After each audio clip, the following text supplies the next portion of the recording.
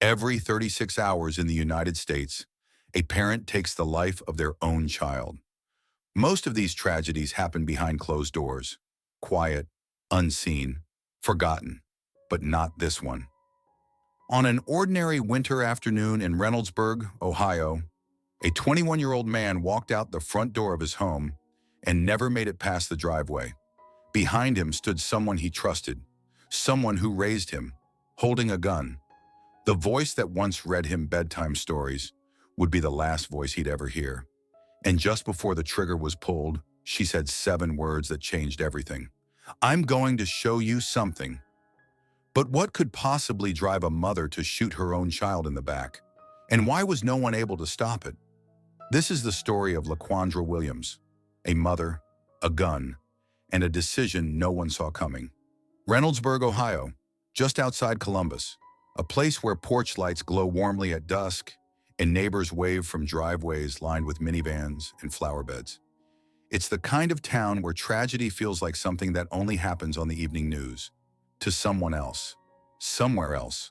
But in February of 2024, the illusion of normalcy shattered, and at the center of that fracture stood a mother, 44-year-old LaQuandra Williams, and her only son, 21-year-old Jihad Hughes. In a matter of moments, a domestic dispute escalated into irreversible tragedy. A home filled with history, laughter, love, and friction became the scene of something no one could comprehend. A son gunned down in his own front yard by the woman who gave him life. The story caught fire across the state, not just because of the violence, but because of who committed it: a parent, a protector, a person once seen as a pillar of strength, now facing life behind bars. Was it sudden rage, or the final blow in a long brewing storm of resentment and instability? That's the question that haunted a neighborhood and later a courtroom. The case of LaQuandra Williams would go on to serve as a devastating reminder of how quickly unresolved trauma, unchecked emotional breakdown, and the ever-available presence of firearms can converge in one split-second decision with permanent consequences. This wasn't just a crime, it was a collapse of a family, of trust, and of the line we hope never gets crossed between love and violence. When a parent harms their child, we don't just question what happened. We question how it could ever happen at all. What breaks inside a relationship meant to be sacred? What builds silently and relentlessly until the only release is destruction? The tragedy between LaQuandra Williams and Jihad Hughes wasn't just a case of gun violence. It was a case of slow collapse, a bond under pressure, the kind of conflict that builds behind closed doors where no one is watching. Was this a spontaneous act of violence, or the final moment in a long line of warning signs? Had years of tension reached a boiling point? Had anyone seen it coming? And if they had, could anyone have stopped it? The signs may have been there: verbal arguments, rising tension, accusations, and misunderstandings. But no one ever imagined it would end this way. Not with a gun, not with a goodbye that came too late. Then there's the legal riddle. What does justice look like when a mother becomes a murderer? When the person society calls a nurturer becomes the one to pull the trigger? Does the justice system treat her as a criminal, a broken parent, a victim of her own mind? And where is the moral line between accountability and compassion? And perhaps the most haunting question of all, could this have been prevented if someone had intervened? If counseling had been available, if the weapon had been out of reach, if one moment of clarity had broken through the storm? But that moment never came, and now a life is gone. Another is imprisoned, and the rest of us are left asking the question we may never truly answer. How does love turn into loss? To the outside world, Jihad Hughes was a son with potential. He was just 21, caught between adolescence and adulthood, figuring it out like so many his age. Friends described him as loyal, funny, protective of those he cared about. The kind of person who didn't always say how he felt, but showed it in his actions. He had goals, talked about starting a business. He'd grown up with ambition stitched into him, even if his life hadn't always made it easy to dream big, and in the background, always, was his mother. LaQuandra Williams was many things: a single mother, a survivor, a woman who had faced hardship and loss. But beneath the surface, friends and relatives whispered of storms they didn't fully understand. Emotional outbursts, difficult moods, and a weight she carried silently for years. There were rumors of past disputes between her and Jihad, tension that would rise then settle. Push and pull. They loved each other. But some love stories are written with fire instead of ink. The week of February 20th, something changed. Witnesses later recalled that the energy inside the home had shifted. Conversations turned to confrontations. Little arguments became louder, shorter, meaner. And on that February afternoon, everything boiled over. It started with yelling, loud enough for neighbors to hear. A verbal fight between mother and son, sharp and escalating. Jihad frustrated, LaQuandra enraged. Voices clashed in the kitchen, then moved into the living room. Witnesses inside the house said something snapped. In the heat of the argument, LaQuandra allegedly picked up a knife. She moved toward her son. He didn't retaliate, but others in the house reacted immediately. Witnesses stepped in, screamed, forced her outside, locked the door. A line had been crossed.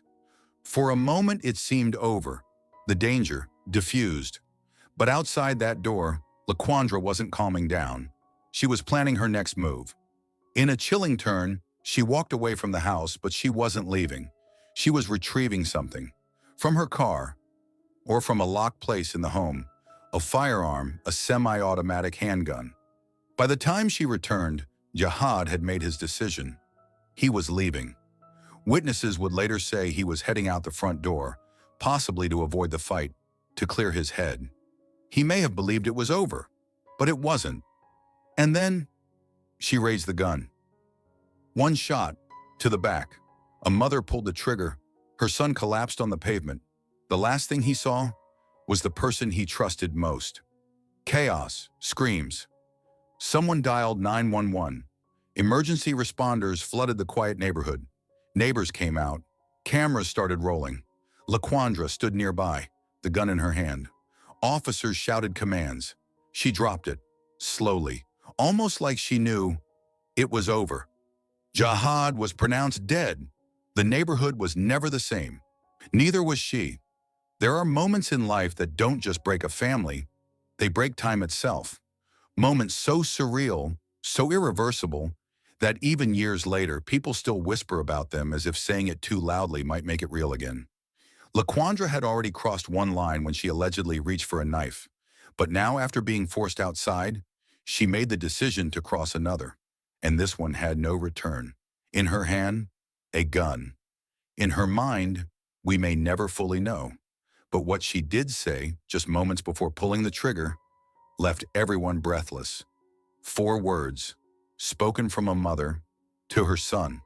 Not a plea, not an apology, not a warning, just a promise.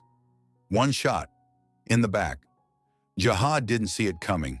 He didn't have time to run, to scream, to ask why. In an instant, the fight ended, and the tragedy began. When officers arrived, LaQuandra didn't resist. She set the gun down calmly.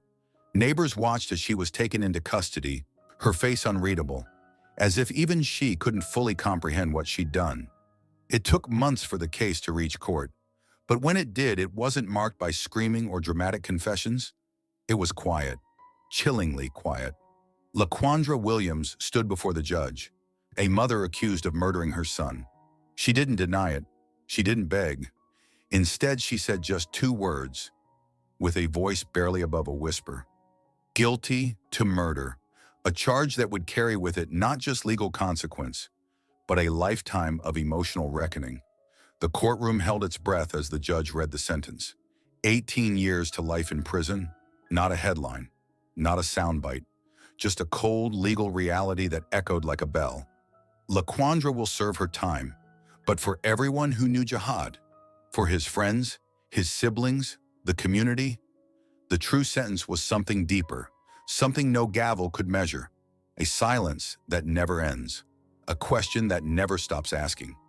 The tragedy of Jihad Hughes wasn't just an isolated headline, it was a brutal reminder that sometimes the most dangerous battles happen inside the four walls we call home. When a mother ends her son's life, we're left with more than grief. We're left with questions that cut deeper than any legal verdict. What went unnoticed? What wasn't said?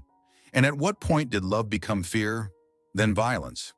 The case of LaQuandra Williams exposed a reality few want to confront, that under the weight of untreated trauma, mental health struggles, and escalating domestic tension, even the strongest bonds can snap. In a society where firearms are readily available and emotional support is far too often out of reach, the cracks in family systems don't just widen, they shatter. And when they do, the results are irreversible. This wasn't just a family torn apart, it was a young life lost, a future erased, and a mother now left with a sentence far heavier than prison time, the weight of knowing she pulled the trigger. Can family systems truly fracture so deeply that love turns lethal? That a mother's hand, once used to cradle, becomes a weapon of finality?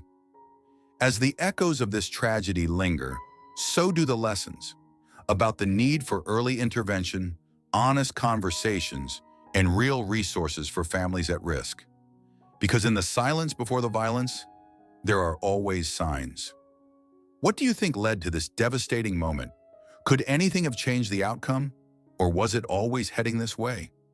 Let us know your thoughts in the comments below. This case has left us with more questions than answers. But the conversation doesn't end here. We want to hear from you, because your voice matters. If you found this case gripping, watch our next episode on a true crime story just as haunting, but with a twist no one saw coming. Trust me, you won't want to miss it. Like, subscribe, and share to keep these stories alive and to help us ask the questions that still don't have answers. Together, we can shine a light on the dark corners that remain hidden. We'll see you in the next episode, where we continue to uncover the truth, one case at a time.